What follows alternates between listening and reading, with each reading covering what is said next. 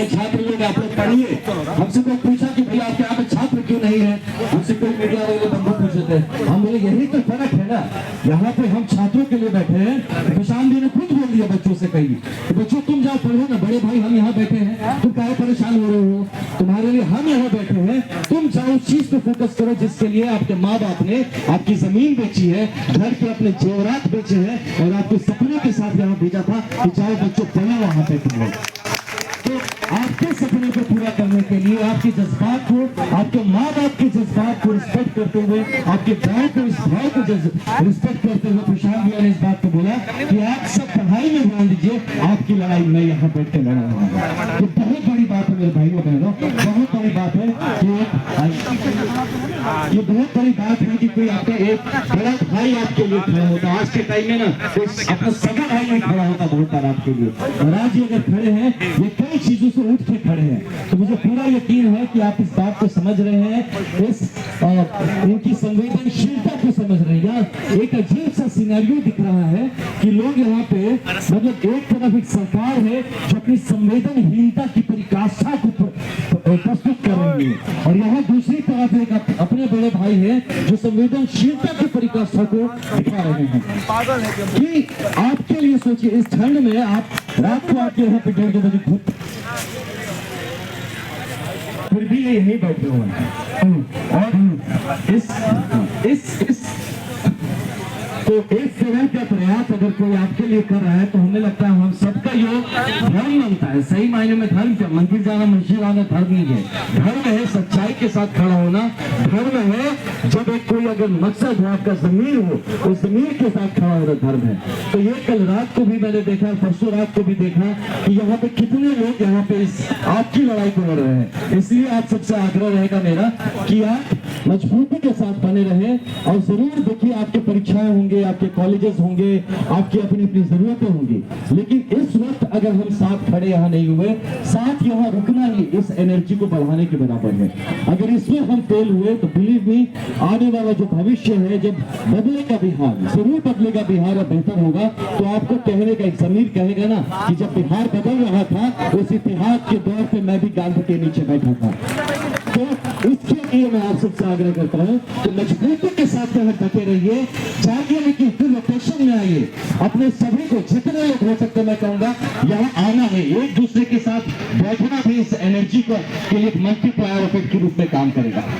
तो इसलिए आप सबसे आग्रह है कि आप यहाँ पे आए, खुद के लिए आए, बिहार के भविष्य के लिए आए। यहाँ डेफिनेटली किसी और कोई बात नहीं है आज। अच्छा, और एक बात, अभी भाई हमें देख रहे थे, क्वेश्चन पेपर हम देख रहे थे आप लोगों का, तो मुझे लगा कि मतलब थोड़ा सा स्टैंडर्ड होगा। अब हमारे भी एग्जाम दिए हुए 10, 12, 13, 14 साल हो गए मेरे एग्जाम दिए, लेकिन फिर भी देख के बड़ा बचकाना सा दिख रहा था।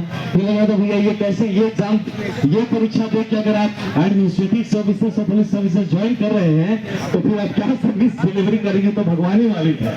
तो ये देख के बड़ा हास्यप्रद क्वेश्चन लगा कि इतना सिंपल क्वेश्चन, तो फिर आप पढ़ाई किस लिए कर रहे हैं, कोचिंग किस लिए कर रहे हैं? इसके लिए तो आप, हमको लगता है कि नॉर्मल आप घूमते फिरते चला भागते जाके देंगे तो पास हो जाएंगे।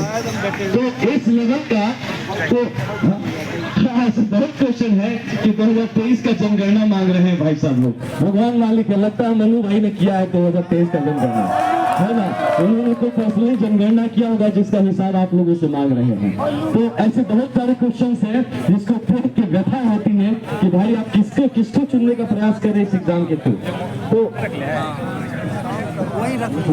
ऐसी बहुत क्वेश्चन है, कर्क रेखा किस राज्य से गुजरती है, ये ऑप्शन में ही नहीं दिया गया है। तो ऐसे बहुत सारी चीजें हैं, एक एक करके उठाएंगे, अगर तो एकदम फलूदा निकल जाएगा उनकी बातों का, तो इतना भी उनको मतलब क्या कहते हो, इतना भी उनको एम्बेरस नहीं करना है, तो इतना जमीन नहीं करना है। लेकिन हाँ, जो मुद्दे हैं ये जरूर है कि जो मुद्दे हैं उस पर आप डटे रहिए, बने रहिए, ये बहुत जरूरी है। देखिए भाइयों बहनों सब लोग आप लोग हैं, कल मैंने देखा यहाँ हमारी कुछ मातृशक्ति, कुछ बहनें, कुछ अभिभावक यहाँ पे रात को भी थी, रात 1:30-2 बजे भी वो लोग मिले। वो देख के खुद इतना अच्छा लगा, कितनी रात को भी हमारी महिला शक्ति भी साथ डटी हुई है।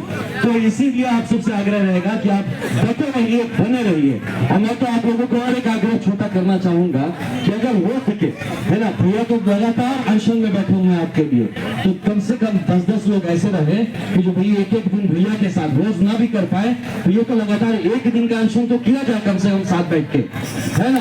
तो 10-10 लोगों का समूह बन के मुझे लगता है कि यहाँ पे बनिए और बैठिए, और साथ में जिस तरफ से हो सकता है अपने आप को इस पूरे मुहिम के साथ जोड़े रखिए, और पूरी देश पर दुनिया भर में जितने भी लोग हैं उन सब तक अपनी बात पहुंचाइए। ये कोई भी मीडिया, कोई भी न्यूज़पेपर से सबसे बड़ा माध्यम आपका जो होता है ना भाई, योर माउथ पीस, आपकी बात से बात जितनी पहुंचती है, जो जहां है इस पे विचार करिए, बात करिए, रोज अपने पर्सनल पेज से कुछ ना कुछ इसके बारे में लिखिए, अपना पर्सनल वीडियो बनाइए, अपने बात को रखिए आप, जिससे कि पूरा दुनिया, समाज, बिहार जान सके। आपके गांव में बात करिए कि क्या चल रहा है, आप किस लड़ाई को लड़ रहे हैं। ये बात सबको पता होना चाहिए कि हमारे देश के युवा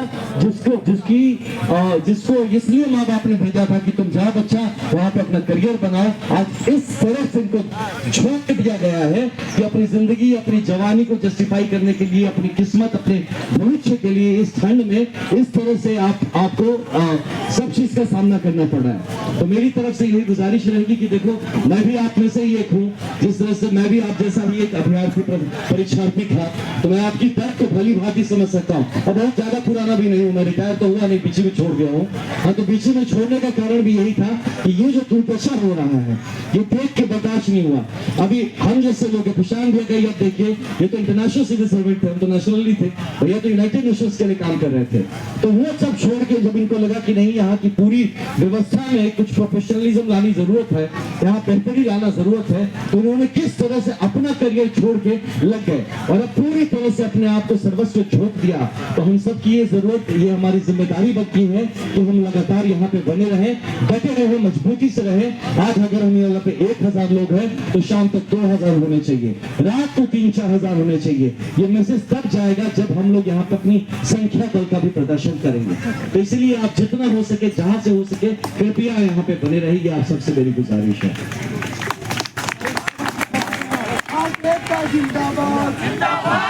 देखिए, ये हमारे यही अभिभावक है, ये भी कह रहे हैं, मैं भी अनशन करूंगा यहाँ पे हम सब में से होना चाहिए कि हम सब प्रशांत है ना। एक बार तक सब लोग छोड़ के बोलिए, मैं भी प्रशांत हूँ, मैं भी प्रशांत हूँ, मैं भी प्रशांत हूँ। ये जज्बात रखिए, और ये एक दैविक बल है जिससे आप अगर अपने जज्बात से जुड़ते हैं तो उस जगह पे एक एनर्जी डेवलप होता है, उस एनर्जी में बल आएगा।